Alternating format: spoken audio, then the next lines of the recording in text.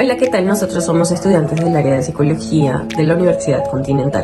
El día de hoy te vamos a estar hablando de la evolución del objeto de estudio de la psicología. Podemos decir que la psicología es la disciplina que se dedica al estudio científico de la mente, el comportamiento humano y los procesos mentales. La psicología busca entender cómo las personas piensan, sienten y actúan, así como investigar los factores que influyen en su cognición y conducta. La psicología, desde sus orígenes, se confundía con la filosofía, ya que esta última es considerada la madre de todas las ciencias. Durante muchos siglos atrás, concentró todo el saber humano.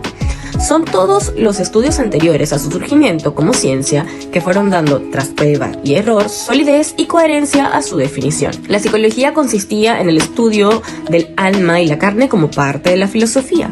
Hasta el siglo XIX, la psicología se consideró una rama de la filosofía que estudiaba el alma. Asimismo, toda la psicología vigente hasta 1879 fue llamada precientífica. Esta disciplina se remonta a los antiguos filósofos tales como Aristóteles, Platón, Sócrates y Epicuro. Estos desarrollaron una variedad de teorías sobre la naturaleza humana y su comportamiento. La psicología precientífica también abarca el estudio de las religiones y culturas antiguas y su influencia en el pensamiento psicológico. La psicología precientífica fue una forma de abordar la comprensión humana desde una perspectiva no científica. Esta aproximación se centraba en la experiencia y la intuición como principales fuentes de conocimiento. Platón interpreta el alma principalmente en dos sentidos: el alma como aquello que permite a los seres vivos realizar actividades vitales y, en el caso del alma humana, como el principio divino e inmortal que nos faculta para el conocimiento y la vida buena.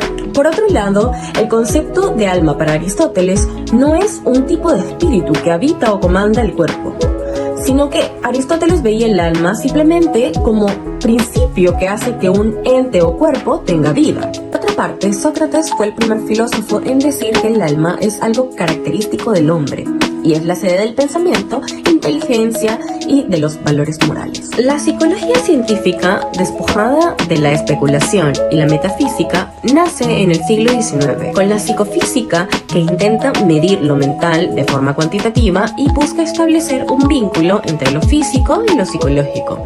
La psicología pasa a formar parte de las ciencias objetivas. El primer laboratorio de psicología científica fue establecido por Wilhelm Wundt en Leipzig, Alemania. Desde entonces, la psicología no dejó de lograr avances en el conocimiento empírico de los procesos mentales y la conducta. Aquel fue un psicólogo y fisiólogo alemán que marcó un hito con la puesta en marcha del citado laboratorio, pero también adquirió gran fama por todo el conjunto de su obra y trabajo, que han determinado que actualmente se le reconozca indudablemente como el padre del estructuralismo. Los estudios del estructuralismo se fundamentan en la búsqueda de la comprensión de los elementos que componen la mente humana, con la finalidad de ubicar cada pensamiento, conociendo y asociando una experiencia o sensación percibida de manera inmediata y experimental. Su fin principal es estudiar su estructura mental a través de la introspección. Para William James, el funcionalismo es una corriente psicológica que considera que la vida mental y el comportamiento de los individuos se relaciona directamente con la adaptación del mismo a su entorno.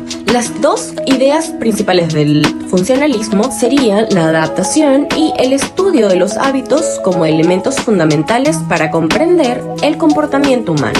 A la luz de esto, se puede afirmar que el objeto de estudio del funcionalismo es el funcionamiento de la conciencia, facultades mentales, y sus temas principales son los hábitos y las emociones.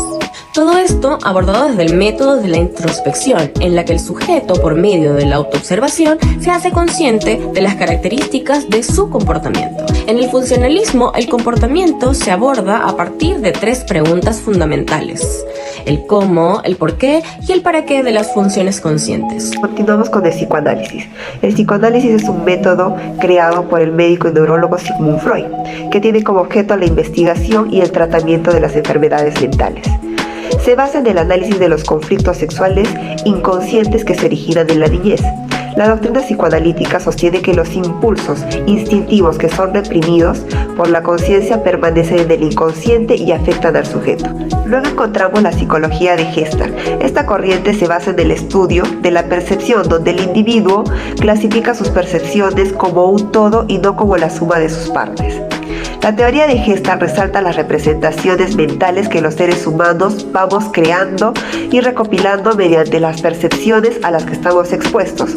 Las imágenes, los sonidos, los recuerdos, todo influye en nuestra manera de comportarnos y de ver la vida. Luego encontramos el conductismo, fundada por Watson y Skinner a mitad del siglo XX.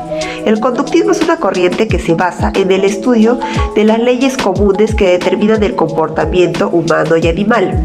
Continuando encontramos el cognitivismo, que tiene como representantes a Piaget, Brunet, Bartlett, entre otros. La psicología cognitiva, por lo tanto, se dedica al estudio del comportamiento humano, que se centra en los aspectos no observables, es decir, mentales, que median entre el estímulo y la respuesta abierta. Finalmente encontramos el humanismo, que sale a la luz con Maslow y Rogers.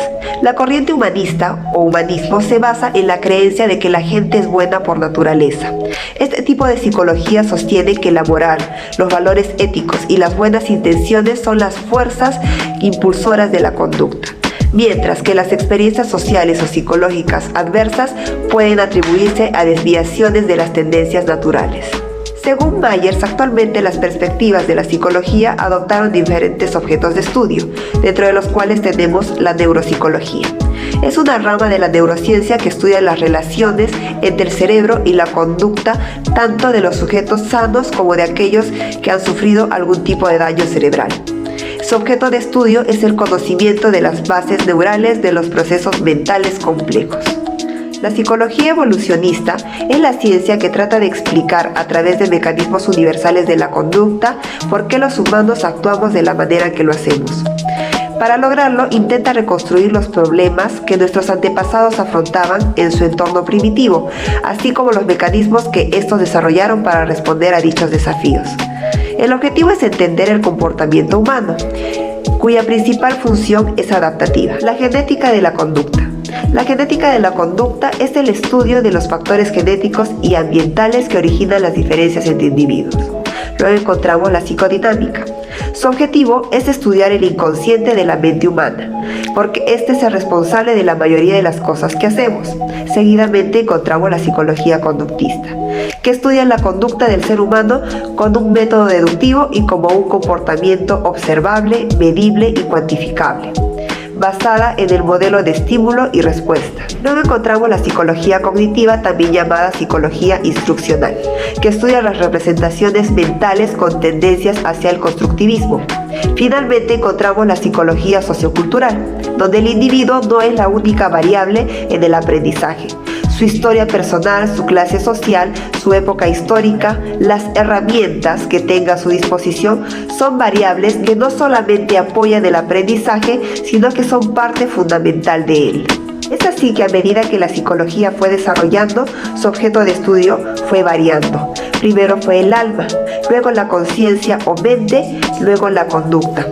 Se fue avanzando desde lo menos observable hacia lo más concreto y observable, hacia la utilización del método científico. Eso fue todo, gracias por su atención.